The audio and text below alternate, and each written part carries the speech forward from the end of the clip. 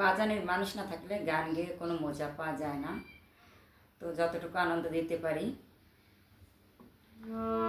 পুরানো কিছু গানগুলোতেও অনেক মধুরতা।